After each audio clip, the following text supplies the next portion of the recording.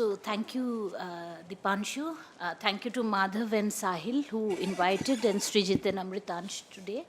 And it's a pleasure to be in the company of Professor Ajay Gudavardi and Madhumita.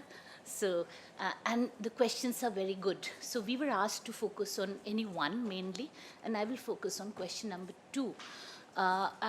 Please understand that I'm a literature teacher, but for some reason today I'll try to be also an economist. So if I get it wrong, please don't mind it.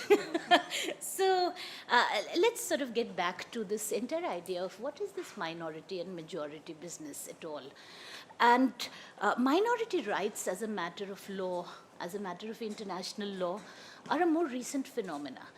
And it's only after the First World War, during the Paris Peace Conference of 1919, that for the first time the issue of German and Polish rights became a point of dispute, where Polish rights were there in Germany, not protected, and German minorities in Poland were protected. So it became a point of contention. So there was, in 1919, a treaty signed, but in fact the entire treaty, peace treaty, was ignored because progressively the world moved into the Second World War. And we know that the Second World War involved the Holocaust, involved very massive violence against Jews as a minority, and the concept of minority rights as a benchmark of good, robust democracies. That do democracies really preserve the rights of minority to sustain, to live with dignity, safety, security? That became a big issue after the Second World War.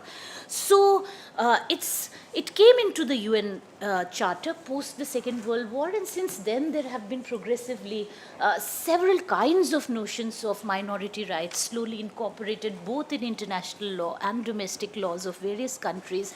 Today we know that minority is a complex term, so arguments of LGBTQ rights are made in terms of sexual minorities. So traditional conceptions of minority, just in terms of religion, race, language, region, have also vastly expanded over the last several decades, both in law as well as in politics and mobilization and activity, questions of identity, as you were mentioning, etc.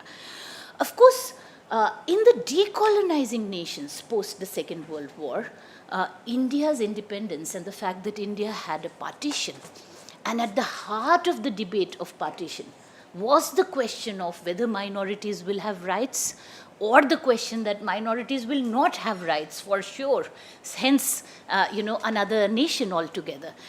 So that impacted in a very big way, because India was among the first few countries to actually decolonize, and the fact that India chose not to be a Hindu Rashtra and chose to have a constitution that incorporated very soon, by 1949 itself, Article 15, which said no discrimination on the basis of race, language, religion, region, and also Articles 29-30, which sort of said that minorities, linguistic and religious, will have right to preserve their culture and run their educational institutions for that purpose. Now, of course, minority has a complex history. The chief architect of our constitution, Dr. B.R. Ambedkar, used the term minority for a long time to argue for what are now called Dalit rights. So he used the term minority rights for that for a very, very, very long time. So minority rights being enshrined in the Indian constitution also had its own effect on other decolonizing nations. So two things happened simultaneously: the post-Holocaust Second World War and India's independence in 1947, the debate around minority rights right there and then, and its impact, unfolding impact on other decolonizing struggles. Today, by contrast, and it's been quite some time since then, we are witnessing generally a wave of what is being called by many populism, by many muscular majoritarianism sweeping around the world. Now, we have a lot of instances where one can talk about it. For instance, in China, the Han are 99, almost 97 to 98% majority. The Muslims are like 1% in the Uyghur region. And yet, there is a even more stronger majority assertion that the minority has to just assimilate and, not be like an autonomous, independent minority. We know about the case of the Rohingyas in Myanmar. We know about the Tamil minorities in Sri Lanka. We know about minorities in Muslim nations, both other religious minorities as well as the Shia Sunni. The moment the dynamics of minority-majority changes, there's a lot of majoritarian assertion there.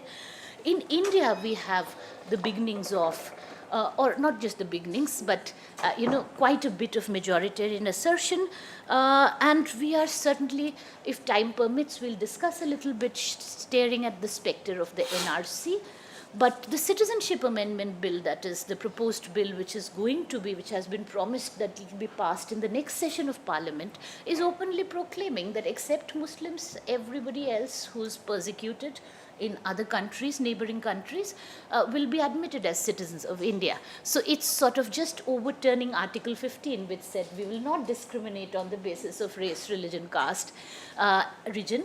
But the Citizenship Amendment Bill, there's open proclamations, there's no apology about it. By now, open public speeches are being made about it, that except Muslims, everyone else will be granted citizenship. So it's a very interesting turn that we are seeing. And we are seeing in European nations a distinctly white supremacist assertion as well, which, given the backdrop since 9/11 of the clash of civilizations paradigm, has Islamophobia and aspects of religion enmeshed in it as well. And yet the most interesting part of today's juncture is what is being discussed by a lot of scholars, especially in the US, which is about the victimology of the dominant. That a new psyche that is sort of gaining ground is that dominant groups are feeling victimized by various minorities or various oppressed groups. They are convinced about it. People are completely convinced about it. So in the backdrop of, say, Me Too, we have men saying, they're feminists, women, they're victimizing us. We have, of course, upper caste assertions saying that every time caste is being raised, that is vitiating the question of, that is vitiating society. The question of race, whenever African Americans are saying white supremacy, they are being racist. Why are they talking about race instead? So there are very interesting, what in logic are called false equivalences, that are being used today, even in the culture of whataboutery, but very distinct notions of victimology of the dominant, which is troubling. But since we started with the First and the Second World War, some people who are analyzing the current trends as a trajectory towards proto-fascism today, that perhaps the world is moving in that direction. Proto means towards, sort of, not there quite yet. Let's see how the trajectory of the world goes, but they are drawing parallels with what was happening in the fascist ideology and politics itself during the Second World War, which was the idea of racial supremacy based on a reinvention of Darwin's survival of the fittest theory. Just the simple theory that yes, it is a conflict and it is a battle of the survival of the fittest, and the fittest will survive. The weak have to just, perish, and it's just natural order. So the apology about violence sort of went out of that entire logic, this mass violence. There was no apology about it, but rather there was a justification about it, that it's the survival of the fittest. And we know that even today in our general political discourse, we see a very growing disdain towards those who claim to be weak, those who claim to be poor, those who want special measures. There's a disdain and almost a sort of dislike, derision, if people are sort of making that claim, coming in. So everybody should be strong, And it's an interesting paradox that while that supremacist trends are there, there's also the sense of victimhood. And it's a reverse victimhood. Now, of course, these trends are happening at a time when there's a very interesting anti-globalization turn that many people are talking about. And it's a turn that people are talking about since 2016, when major political manifestations started with Brexit, with the election of Donald Trump, who were both both political developments were very explicit about being anti-globalization. And since then, of course, even major corporate forums like the World Economic Forum, etc., have begun to acknowledge that some things need to change in globalization. Perhaps the income inequality has become too much. And I would just like to share some quick figures, because they're coming not from academic schools, but sort of mainstream neoliberal institutions also. They're also endorsing it. So there's a sort of acknowledgement that something has gone wrong with globalization. So today we are living in a world where the world's 26 richest individuals have as much wealth as the poorest 50%. We are also living in India, where the top 1% owns or gets, or at least last year, got 73% of all the country's wealth generated over last year. And the richest 1% in India, their wealth grew in 1 year by 39%. And the poorest 50%, their wealth, that is about 67 crore citizens, their wealth grew by about 1%. So people are alarmed. All kinds of institutions are alarmed that there is this very widening income inequality around the world. And what's interesting is that this anti-globalization turn is also marked by a general slowdown in economy. And I will suggest Nikhil Sawal's Globalization and the Rise and Fall of an Idea that swept the world, which appeared in The Guardian as an accessible article that perhaps students here can read to see what twists and turns have come, because for about 50 years of globalization, since 1970s, about 40 odd years, the world grew at the rate of 7%. But since the economic crisis, 2008, and earlier this decade, the overall growth rate is down. It's just about 3%. And over the last 5-6 years, there's more cause for alarm, because although the theory that every place will grow actually never happened, yet there were booms in some parts. So there's a Latin American boom that goes bust, then there's a Southeast Asian boom that goes bust, then there's the India-China boom that is, there's a slowdown there. Right now we're in a situation where there's no part of the world that is seeing remarkable growth at all. There's just an overall slowdown. And the other theory of globalization, which was that, okay, fine, in the first world, yes, employment may go to other cheaper labor, other places, other markets. Investment may go elsewhere, but it's a win-win situation, because if things are going and people are sort of, if things are going slow and people are sort of losing money here in terms of wages and work and employment, somewhere else people will get employment and wages, and the goods may be cheaper. So if some money is being lost, at least they will be getting all kinds of things cheaper. So it's a win-win cycle. That's the theory of globalization in terms of how it's a viable and a good economic system.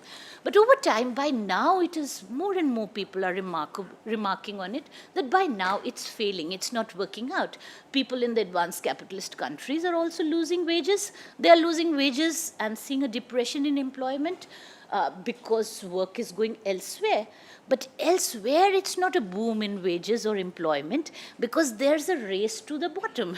Because if something is happening in India, 2 years, 3 years down the line, if Indian workers are asking for more wages, the business will go to Philippines.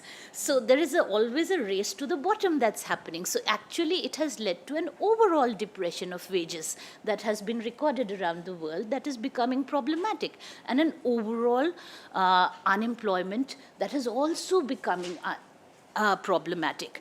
Now, there are many who are talking about the specter of unemployment in terms of, the artificial intelligence, robotics, and automation.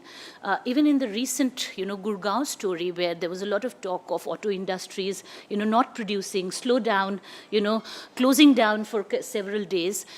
Part of the job loss, which appeared as major news item, was because of the slowdown, but part of the job loss was also because of the transition to automation. transformation. Now there are many, say for instance in Oxford University, there was a study in 2013 that started this debate in a big way, that as much as 47% of the US jobs are at risk within the next 10 years. By now there are many, many, many debates that are seeing that we are also staring at a possibility that many people just might be unemployable. You know, now, of course, in India, we have those employability reports, which even the HRD ministry brings. So India had the engineering and the technology, the IT boom, but by now the reports are 85% of engineers are unemployable. They're sort of outdated already in terms of the skills they have. They can't be employed by the IT sector. So there is that specter also. And if there is any truth to it, then there is a three-way situation that we are looking at. At one side is, say, Donald Trump or the Brexiteers or politics or political manifestations of that kind that represent the backlash to globalization, but they represent the backlash to globalization of labor, sorry, not capital, the globalization of labor, hence the anti-immigrant, the anger at, all the other labor, all the other immigrants who are coming in, so racism, xenophobia, Islamophobia, all kinds of anger manifesting itself against immigrants, but it's about against globalization of labor, that labor should not be globally mobile. But there is not too much of a problem in terms of globalization of capital. If at all, there are problems with free trade, but not with free market. Another pole is the neoliberal pole, which is okay with globalization of capital as well as okay with globalization of labor. And then there's a third pole, which is okay with globalization of labor, okay with migrants, but absolutely anti-globalization of capital and saying it's the 1% versus the 99%. So we have politics emerging, which is like a three-way politics, which has sort of overlaps with each other, So the neoliberals are overlapping with the right in terms of being okay with capital being globalized. The right is sort of having overlaps with the left in terms of the anti-globalization sentiment. The left is having overlaps with the neoliberals in terms of being okay with globalization of labor, immigration, but not okay with globalization of capital. It's a very interesting scenario. And each has a solution for it. Now, the left is saying the 1% has to be restructured. This entire system has to be restructured, which is allowing this concentration of capital, this depression of wages, this massive unemployment, and the specter of AI robotics, which may make people unemployable as well. So it's talking about the fundamental restructuring and moving away from both free trade and free market economy. Also has protectionist sort of things, but it's asking for economic justice. The neoliberals are saying that yes, the system, they're on the defensive world over, and they're saying, yes, something needs to change, and the universal basic income or things like that are the remedy, that people who will be unemployed perhaps need some basic income. And the right also has a remedy, which is genocide, which is that, get rid of the people. And why I'm saying it as crudely as that is, can you just play that video? I just want to refer to a popular film that you have, that's popular with your generation, which is the Avengers Infinity War, which after 23 movies sort of culminated in the 24th, in the battle of all the superheroes against Thanos. And Thanos has a solution to the world's problems. So let's just quickly hear him. I'm sorry, I'm overshooting the time. Oh, yeah. You're much more of Thanos. They take it to Mars, Dad. They extracts a heavy tool. Still, he accomplished his mission. You may regret that. It brought you face to face with the master of mystic arts. Where do you think he brought me? Let me guess. Your home? It was. And it was beautiful. Titan was like most planets. Tiny mounds that live to go around. And when we faced extinction, I offered a solution. Jackson. Yeah, so let's just pause it there, because his solution is that, there's a lot of drain on resources, they're useless people. His justice lies in the idea that from the rich to the poor, 1/3 should just be killed. There should be a genocide with the 6 infinity stones. But the surprising thing is that not everybody thinks Thanos is the villain. And we are living in a world where, despite Thanos having a genocidal agenda, there are websites. So one is Thanos did nothing wrong, became a popular trend. And there are people, big communities that say, look, no, whatever. He recognizes the problem, right? Yeah, his solution may not have worked. This one may, because he tries to do 2 genocides, one by 1/3, uniformly from rich to poor. That would be economic justice. The second time he says, oh, but if you leave people behind, then they remember and they have memories of violence and loss. So the next genocide he wants is to kill everybody. So, but people support him. And I just want to go back to the last slide, which is before one, the first one, which is a satirical essay by Jonathan Swift that appeared in 1729, which was a modest proposal, which was that Irish children could be fed, of poor Irish people could just be fed as food to the richer English people, and that would solve so many problems. Now, it sounds so outrageous, but when this satirical pamphlet appeared, it's a very famous satirical pamphlet, A Modest Proposal. Surprise, surprise, many people took it seriously as an economic remedy of the problems that were there. So, it's in the cultural domain that I am, as a literature professor, more alarmed that there are, very supporting and very torn conflicts over Thanos can be good. Yeah, he's actually the hero. So it troubles me. So yeah, we are not right there, but yeah, we're moving there. Yeah, thank you. It was brilliant.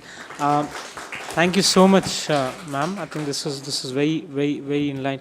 Can we have Professor Ajay moving in now, and then Professor Madhumita?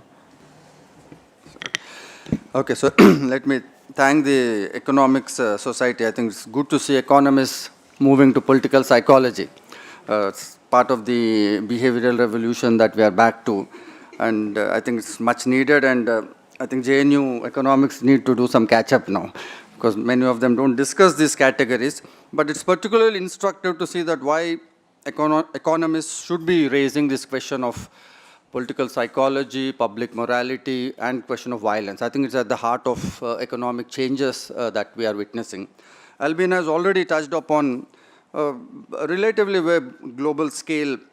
Let me get into the Indian case that, the current context of cultural majoritarianism in India, what could be the possible explanation of the conjuncture today? I think we need to find answers for this, because we have had this kind of extreme right-wing politics. Even if you take RSS, goes back to almost 100 years. But why is it that this agenda caught up popular imagination in the last decade or so? And I think there can be multiple possibly complex explanations, and we need to do some conjecturing, some intuitive reasoning. And I've been arguing for quite some time now that traditional protocols of social science don't actually help us. They actually burden us now in terms of providing viable and good answers to the kind of thing that we are witnessing. It is a kind of a post-rational scenario that we are witnessing, and the social science protocols and methodologies actually don't help us much. If you look at the current context, it's clearly that the right-wing cultural majoritarianism caught up after the neoliberal reforms. And this neoliberal reforms is doing something in terms of an emergent political subjectivity in India, which is running counter to what one would ideally expect in terms of a traditional conventional analysis, that growing inequalities should have actually led to more protest politics, more anti-corporate politics. There should actually be a rise of left-wing kind of politics, but that's not what we are witnessing across globe, not just in India. So there is some specificity to this neoliberalism. I think a generic critique of neoliberalism would not help us. And in Indian context, if one way to look at, if you look at the multi-level development poverty index that was recently released, it claimed that more than 271 million have been pushed out of abject poverty.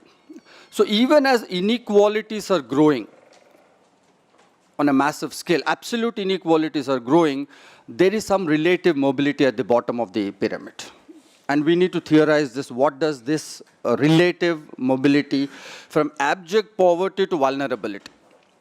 I think there is a very tenuous, vulnerable inclusion that is happening at the bottom of the pyramid. One of the recent IMF reports argued in the Indian context that intergenerational mobility is fastest among the backward castes, other backward castes, OBCs rather than the upper castes, which is moving them from the rural to the peri-urban and those in the peri-urban to the urban metros, which is what we generally studied simply as a phenomenon of migration. But more than migrant, there is a caste dimension to that migration. If you take just these two statistical realities, what does it do to the political subjectivity? You know, that, in other words, there is a kind of an expectation, there's a kind of an aspirational mood that has been developed post-neoliberalism, even as absolute inequalities are growing. But abject people are being pushed out of abject poverty into in terms of one kind of vulnerability. Good guy standing calls it a precariat kind of a situation. The other important aspect of Indian history one looks at last three, the unmistakable contribution of the Dalit Bahujan politics. I think one has to also get into therefore the details of what is happening to caste question, along with the kind of political economy frame that Albin has offered, which I think is spot on. This aspect of the what you call the reverse vulnerability, there's a reverse victimology. I call it in my own writings as a sense of hurt pride that the dominant castes are today facing. Also has something to do with in terms of getting into the caste psyche and the very nature of caste. I think we need to now completely redo our study of understanding caste. It is a ladder-like structure. I think the old post-colonial frame of subaltern elite does not work. I think I and Swagato keep discussing this aspect. Simply, I think who is a subaltern, I think is a question in Indian politics. So as who is an elite. There are no elite and autonomous domains that are readily available. And I think Dalit Bahujan mobilization of last 5 decades has really helped in terms of breaking the old patron-client relations. So we have this multiple conjuncturing that is happening where neoliberalism has opened up some kind of an aspirational mood. Then you have the Dalit Bahujan politics, which is breaking the old patronage, which is more in terms of a kind of a psychological empowerment rather than material opportunities. So we have this kind of a dissonance that has happened between your aspirational imagination of where you ought to be and where you are. And I think Wendy Brown points it out in her book on repressive tolerance that today democracies across globe are facing this crisis, that the discourse of democratization has reached the last man. Everybody today has an imagination of what he or she ought to be, whether it's a question of gender, whether it's sexual minorities, whether it is untouchables, Dalits, women, you name it. Every community today has an imagination of what the democratic aspiration should be. This sense of, Laclau and Moove point out in their book that this sense of spirit of democracy flows laterally to all communities. But obviously, global capitalism, neoliberal structures, state laws do not allow that to fructify. So there is this continuous hiatus, a humongous hiatus between our... So democracy has allowed us to imagine. To that extent, I think it is democratic. But in terms of its material arrangement, obviously, and therefore you find, Cas Made gives a very interesting, a Dutch scholar makes a very interesting proposition that what you had in last 4 decades, he says, is undemocratic liberalism. And what you are having today is a backlash, and he calls it democratic illiberalism. So this is the contrast we are really struck by, that you had this liberalism which was constitutional, which spoke a procedural language, which spoke a question of individual rights, civil liberties, rule of law, and all of that, representation. But this liberalism did not get manifest in the popular consent. It did not have that mass narrative. I think post-colonial scholars in India partly pointed out to that. And what we're witnessing today, what we're referring otherwise as cultural majoritarianism, is a backlash to this kind of an old liberalism. And we need to really ask this question as to why what we thought that this relation between liberalism and democracy would actually reinforce each other, but liberalism over a period has actually undermined democracies. And therefore, what we today have is populism is one kind of a democratic assertion. Even a right-wing populism, I would argue, has a kind of a mass narrative. And therefore, the cultural idiom that they are using, the popular appeal that they have, the symbols that they use, the appeal to public morality, popular psychology, everyday ethics, I think these are hugely democratizing effects. But obviously, the way they are structuring them is extremely illiberal. So I think this is a new kind of a challenge. The old kind of a challenge was the difference between liberalism and the tension between liberalism and democracy. Today, what you have is a bottom-up democratization, which is essentially very illiberal in spirit. So this is absolutely a new kind of challenge, and therefore we witness street violence, mob lynching. This whole muscular majoritarianism has this inherent element within it. And therefore, as Albin also already pointed out, that I think this kind of a muscular bottom-up mobilization, I think, is extremely difficult to theorize today. One cannot simply dismiss it as muscular majoritarianism. That there is a strong element of anti-elitist mobilization in terms of its cultural idiom, in terms of the language that it is using, in terms of mass appeal, in terms of the way it's shifting the liberal old distinctions between private and public, in terms of the way it's exposing the limitations of secular discourse, which was highly in terms of liberal, metropolitan kind of a discourse. So to that extent, I see a process of democratization. I would call it, drawing parallel with what Rob Jenkins said, it is economic reforms by stealth. This is democratization by stealth. They're actually knocking at and highlighting the limitations of what liberalism is. But that nature of democratization that we are witnessing has this inherently very core illiberal character to itself. That is highly illiberal in terms of its majoritarian, muscular, masculine character. How are these coexisting together? Is this illiberalism part of the popular imagination that already existed, or is it being constructed? Even to address this question, I think it's extremely complex. We simply cannot afford straight answers or very linear kind of theorization. This has, as I said, something to do, in Indian case, I think it has something to do with this caste structure. That the fact that it's a ladder-like, the caste is like a ladder-like structure, and anti-caste movements, if one observes historically, have been anti those who were hegemonic, but they did not mobilize for those who were below them. That they questioned power of those who were above them, but never had enough sufficient compassion for those who were below them. I think for the first time you're having a breakdown of this larger grids called Dalit and OBCs, and power is flowing to smaller sections and subcastes within these larger grids.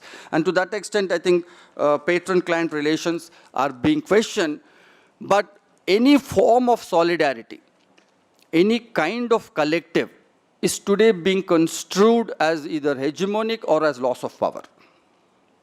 And part of the reason why left is facing this kind of a terminal crisis is because left fundamentally relies on its mobilization strategy in terms of generating major big collectives. It could be around class or... But what has happened with the breakdown of patron-client relations within the caste system is that any form of collective, any form of solidarity is being construed by caste as loss of power and a kind of a reinforcement of dominant old kind of hegemony. Therefore, this whole language, anti-elitist language, one can go into details, but I don't have the time, that this, how right is being able to pitch their narrative as part of this changing social reality. Therefore, every kind of an old language of secularism, class, politics, institutions, rule of law, constitution, it all in popular imagination depicts the old kind of patronage system. And the classical example is the idea of appeasement. I think if you understand this appeasement, what does this appeasement mean and why it has been pegged and signified in terms of the Muslim as that universal figure, you will imagine that all that belongs, therefore it's links to dynasty politics, Congress, 70 years, all that narrative one can see a kind of a link there. So it is coming through this process of breakdown of patron-client relation, which is democratization, but it leads to a majoritarianism. I think we are caught in that kind of a very strange kind of a transition, which needs much deeper explanation as to what could be the possible reason that 40 years of democratization in India actually leads to us towards a growing consent for a very majoritarian, regressive kind of politics, which are at one level anti-elitist, but in terms of the social content of that anti-elitism is highly regressive, whether it's a question of gender, whether it's caste or religion. This in itself, as I said, needs fairly complex explanations as to what could be the plausible reasoning. And much, as I argue, that it is a fit between the changes that neoliberalism brought about for the last 4 decades and the change in caste hierarchies. I think both these, if one takes even these two as a sort of a entry point, that would possibly give us some clues as to why this should be the way it is, that democratization itself leads to a kind of a surging majoritarianism.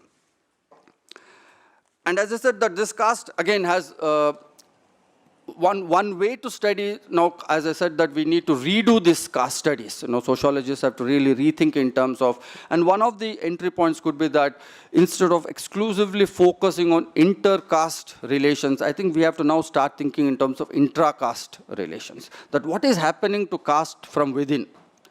That we have always studied relation between dominant, OBC, Dalit versus OBC, so on and so forth. But I think there is something more important happening to caste from within. And that is a sense of, I call it the dystopia of betrayal. That if you read the narratives of early Hindu nationalists, like Savarkar and Golwalkar, you sense a sense of paranoia.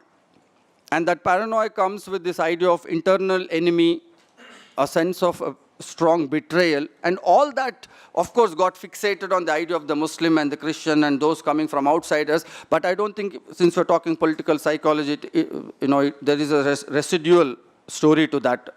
And that paranoia was in terms of assertion of the lower caste. That there was a deep sense of betrayal, and that got expressed in terms of this lack of Hindu unity. If you read Savarkar, he's almost embarrassed to see the kind of diversity that Hinduism has. He's almost very, very embarrassed that Hinduism is such a religion which is so odd, unlike Islam, which is so organized, which is so unified, which is organized. And he feels that Hinduism is like in shambles. It's in all kinds of diverse practices, contradictory practices. And part of that anxiety comes, that lack of Hindu unity comes from this bottom-up mobilization. My own hunch, intuitively, if one were to reason, is that sense of betrayal that the Hindu nationalists felt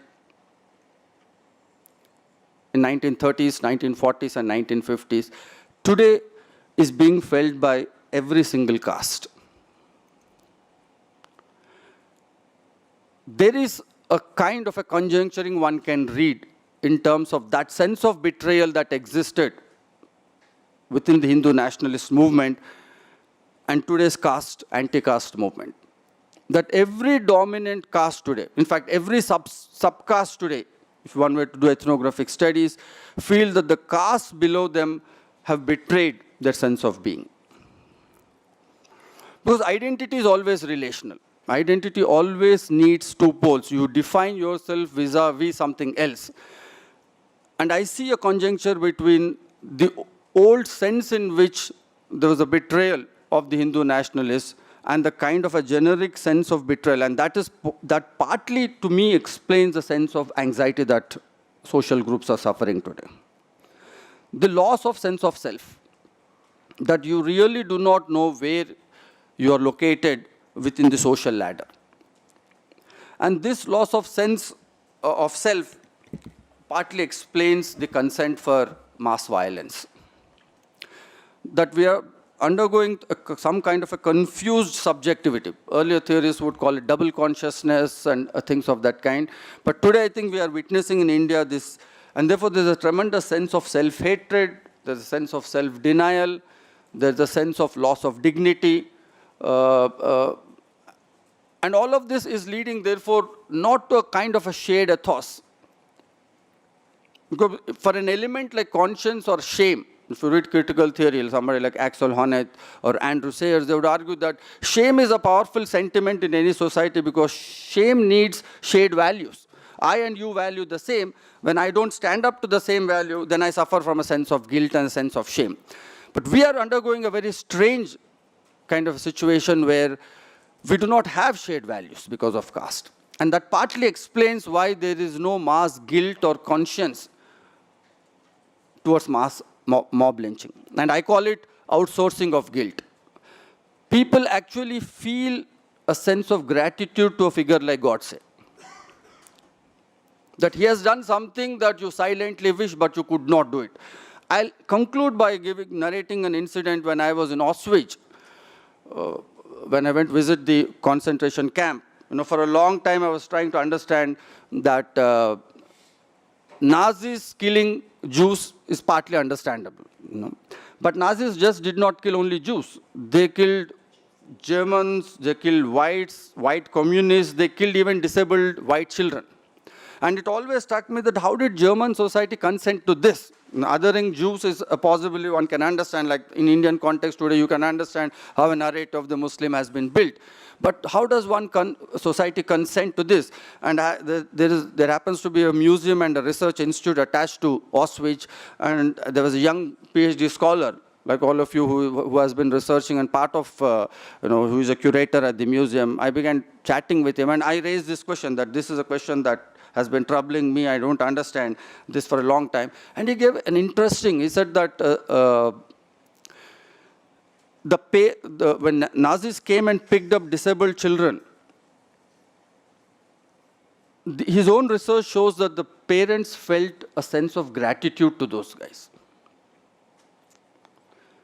Because they have actually relieved them from the burden of guilt of what they would have otherwise would have wanted to do with those children who were autistic and disabled, because it's like a lifelong suffering to look after them.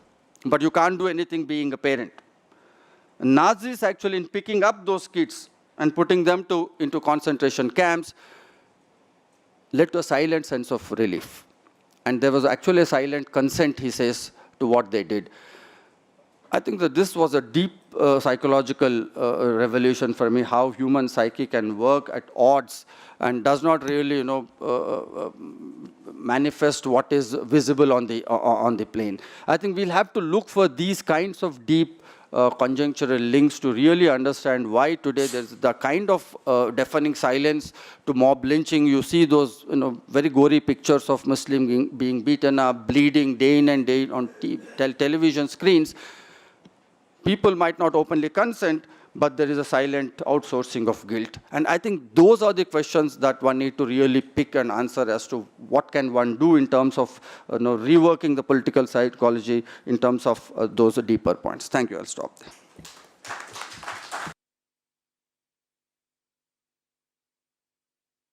Dr. Das, please.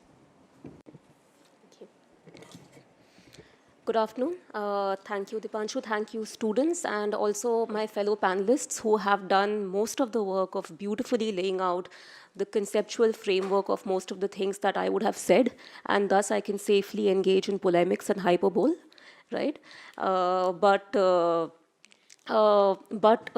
the time that I have, I would actually like to take the chance to talk about two things. Of course, first of all, the first phenomena, we can peg it on the word lynching.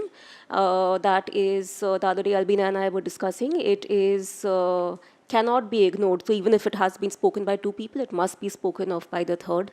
Lynching and everything around it, and how we got to here and what now. The other thing that being and having my training in IR and having my training in how states operate and knowing a little bit about insurgencies in the peripheral parts of India, and also the second part would peg on the phrase, the Naga national movement. I would use it again as a linchpin to actually, sir, take exception with some of the ideas that you raised. You know, you spoke about illiberal democratization, and earlier we had liberalism without democracy. So I would actually use the example of the state's recourse to violence in the process of building itself in order to question this absolute cohesion between liberalism and everything positive, everything humane, everything that is outside of the realm of violence, so to say. So these are the two things I'll try to do. Of course, I'm thankful to the panel because of the questions that you have put actually got me thinking about violence in a larger, more abstract sense. You know, its relationship with power, authority, legitimacy, justice, the law. I read up a little bit of Walter Benjamin and how he speaks about the law-making and law-preserving prerogatives of the state. And of course, Max Weber, who talks about what is the state. It's essentially that entity that can ensure a monopoly of violence over a given territory and then rule it as it sees fit, right? Now, the state's monopoly over violence is justified, it would seem, and it has been told to us, only if this power is used to ensure that no persons or group can exercise violence with impunity upon other persons or other groups, right? This, of course, presupposes that the constitutional promises of equality before the law for all citizens is imbibed by the state in not just letter, but also in spirit, right? In the Indian context, however, as B.R. Ambedkar was quick to point out, soon after the constitution was adopted, we would enter a period of formal equality with the granting of universal suffrage, but in economic and thus social life, we would be a society of fundamental inequality. Now, of course, the immediacy of things that is happening around us forces me to spend the first half of my of my deliberations on these delicate negotiations between groups, classes, the state, on the exercise of violence, and not just the political, but also the historical and the economic reasons for the state of affairs. The word, of course, is lynching. Professor Gudavarti has pointed out towards the end of his speech about how these things usually play out. Have you guys seen a lynching video? Yeah. Mostly it has come to you not because somebody was trying to be a whistleblower. It must have been circulated because people were circulating it out of glee and joy and a sense of power, right? The scene usually plays out in terms of mass, tacit, or active participation in things. The last video that I saw was when the police was standing by. The mob had finished very casually, very, aram se, killing one man with stones and kicks, even in a very bored way, chanting Jai Shri Ram, like as if it was almost dispensable, but they had to do it anyway. The police waited, they took one body away, and the killing with stones and kicks of the other body resumed, and that is how much I could watch. Mohan Bhagwat says that this is not an Indian phenomena because there is not an Indian word for it. Social media jumped onto the bandwagon. They suggested, Hindi mein we can try, since Hindi has to now bear the burden of our dreams and aspirations, peet ke maar dalna. Okay, they suggested, and yet the National Crime Records Bureau, in its latest publication that it released, does not, in fact, and has not published the data on lynching. They say that the data from the states is unreliable. They, of course, have very up-to-date, very reliable data on anti-national crimes, anti-national elements, jihadi terrorist elements, And also, they seem to make the special distinction. So people from the northeast shall still be called insurgents, and people in Kashmir and elsewhere shall be called jihadis and terrorists. So they have data on that out on time, right? Now, I would submit that, this casual tolerance of structural and microviolence is historical. And it is the fertile ground upon which the violence today is not just accepted, it is celebrated. I do not believe that back in the day we were a tolerant, peaceful society, and only extreme events like the partition drove us to madness and we did what we did. I believe that we, or mainland India, has been and continues to be an astoundingly hierarchized and caste-divided society. That goes without saying, and both my panelists have spoken extensively about caste. The upper caste and upper castes, and right now, of course, the discourse is more complicated, to maintain their status quo, to resort to violence was the most natural thing to do, right? And our capacity for dehumanization can rival the best of racism, anti-Semitism, gay shaming, whatever it is in Islamophobia in any part of the world. I do believe that civility, solidarity, empathy, all of these are, in as much as these were found in the past, but I do believe that these are fundamentally modern projects. They need progressive institution building, they need large-scale social churning, they need the organization of labor to become our defining qualities. So much has been spoken about how the management of economic crisis in India has brought us to where we are. So very quickly, I would just like to recap with a few points. For the spin that we are given that till 1991 we were a socialist economy and thereafter we liberalized is not true. We were an economy that tried to carry the risks for indigenous capital in the first few decades of our existence. Our economy under Indira Gandhi was some populist elements, though what this populism comprises can be debated, but there were some redistributive elements there. It was Rajiv Gandhi before 1991 who actually lays open the grounds for the penetration of free market / trade on the terms of the wealthy and the more able. We open up in 1991 during a situation where most of our population is in no way capable of taking advantages of the even short-term gains that accrue to societies when free markets initially happen, right? But the size of our population and the size of our emerging middle class was big enough to keep global capital sated for quite some time.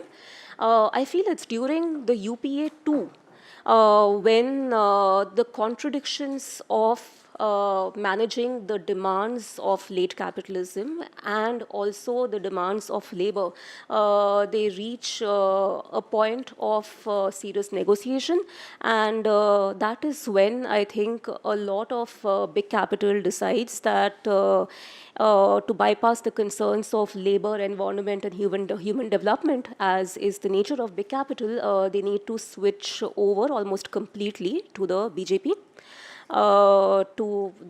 NDA backup RSS. In the meantime, of course, what has happened among many other things, and my panelists have spoken about it, in very short, you have an emergent middle class, which is very small in number, but very small percentage-wise, but very big in size. You have the penetration of technologies that puts, the means of this whole idea of you have a cell phone in your hand, right? And you see people wearing things, eating things, doing things, and you cannot do it. This is what people, I think, call the frustration of rising ambitions. I was just recently reading our Nobel Prize Jholawala economist from JNU, Abhijit Banerjee, spoke about how, in one of his research, he said that how when the poor get money, they choose to spend it on luxury items. They choose to buy a television, or they choose used to eat expensive food, and how his research and the research of a lot of people like him is geared towards teaching the poor how to invest wisely. I see in this not the fact that the poor lack judgment, but about the fact that consumerist ideology, which needs more televisions to sell and more food, expensive food to be eaten, it's managed to penetrate the priorities of the poor as well, right? So you see, I think that with the basic tenor of Indian economic policies designed to keep minimally decent standards of living out of the reach of the 90%, the frustration can burst forth in a myriad of expressions.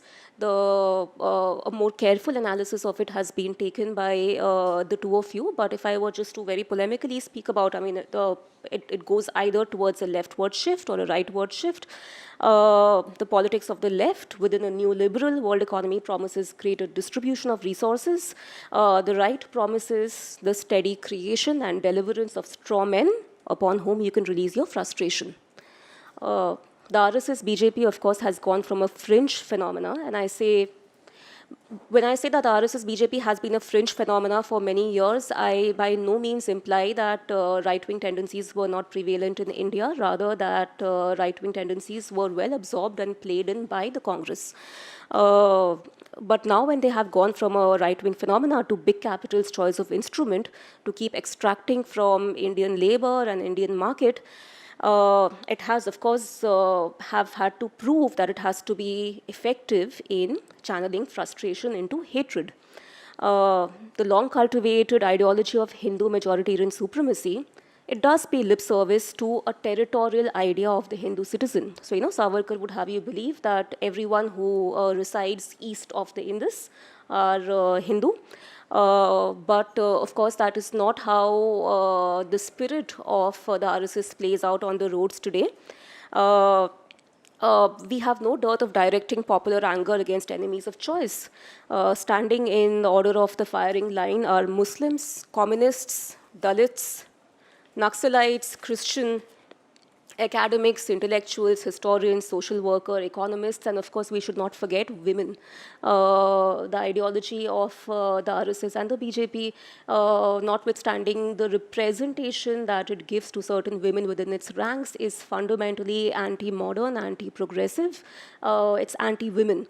And thus, by layers and layers of exclusion, we become a nation of Islamist terrorists, urban Naxals, anti-nationals, and we shall all sooner or later be parceled and dispatched to Pakistan, right? But where do we go from here? As so has pointed out, very difficult to theorize. Genocide is one option. I'll leave it to the question-answer rounds. I'll quickly shift to talking about something else. And here, if I might peg it on, so you were speaking about how a Dutch scholar says that what we had earlier was liberalism without substantive democracy, and right now we have democracy that is intrinsically illiberal, and this democracy, which is illiberal because of a variety of factors, lends itself to muscular majoritarianism. I was recently reading, of course I'm a little lazy that way, I've not read the whole book. I was reading about a book by somebody called Domenico Lasurdo, Liberalism, A Counter History. I mention it because you guys can take a look at it at some point. And the person does a very, very good job of what a lot of us have always felt. I mean, he just systematically picks up liberal theory, liberal philosophy, punctures all the holes of the universal standards made for all human beings within this whole plethora of liberalism, right from John Locke to Mill to almost everyone. The rights of man were the rights of white men, right? Not women. When the rights of black men came about in terms of voting, it was denied to women. This whole tendency of inclusion that liberalism promises actually brings with it a lot of you can get in, but not you. You have to match up to the standard of civilization. You have to be civilized. Right now, you are savages, barbarian, women, brown, black, what have you. Okay, because post-colonial, if I might say that, post-colonial countries like India have had to learn the ropes of this game when they were performing anti-colonialism and when they were performing coming up to a standard of civilization, when the whole move for decolonization was on. I would submit that nominally liberal state like India, okay, professing secularism, all the rest of it, knew how to play this game pretty well, and thus, like every other liberal state in the making, in the consolidation, India has its hands soaked in blood.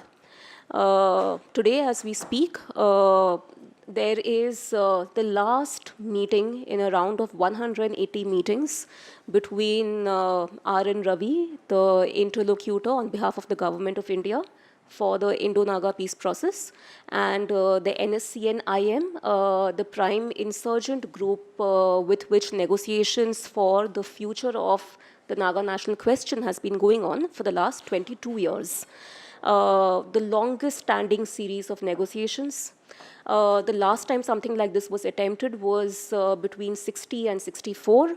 That's how the state of Nagaland comes into place. The example of Nagaland, and here I am not advocating Naga independence. I think the Naga national process has some serious issues with identity politics, the use of religion and all of those things.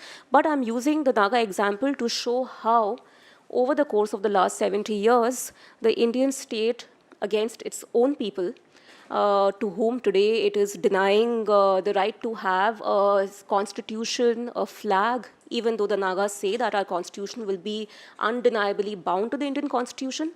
The Indian state has had no qualms in killing outright, using rape as a weapon of war, committing what the International Working Group of Indigenous Affairs says genocide in the Naga Hills between 1956 and 1964. They allege 1 lakh Nagas dead out of a very small population.